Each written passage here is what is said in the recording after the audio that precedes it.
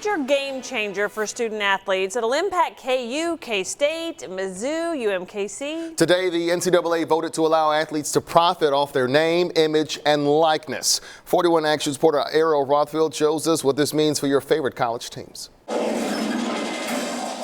Even when Lucas Vincent wasn't playing for Mizzou, he was still playing a game. It's DT 9-6 and they put you in the same state. They even make the face look as close as they can. But he wasn't tackling dollars. Seeing how much money that you're generating for the school, it was frustrating knowing that you still had to go out, spend whatever little money you had on this game just to see yourself. It's a rule now being reversed. The NCAA Board of Governors voting to allow student athletes to cash in on their names, images, and likeness. The writing's been on the wall for a little while. The announcement follows a play by California, which passed a law allowing athletes to be paid for endorsements, like video games or shoe deals. This is not a pay-for-play situation, which is essentially a professional model.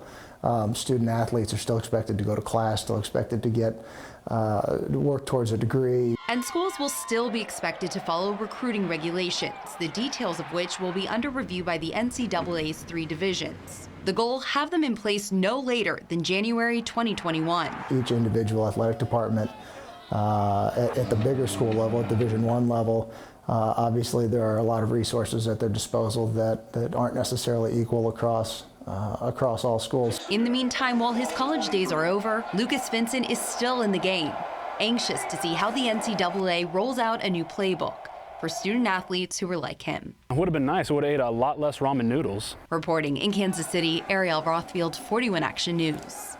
A lot less ramen noodles indeed. The president of the NCAA said today figuring out the details for the schools will be a challenge, all because of the recruitment process. We'll have to sit down within the guidelines that the board set up and create new rules, new bylaws that allow for students to have these opportunities, but doesn't blow up the recruiting model as it exists.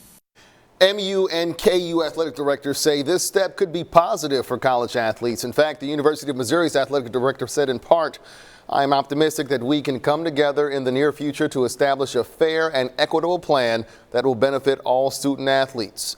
KU's athletic director Jeff Long had a similar response, saying, "We are pleased the NCAA has taken the steps to define the collegiate athletics model and construct a process for student athletes to benefit." Right now.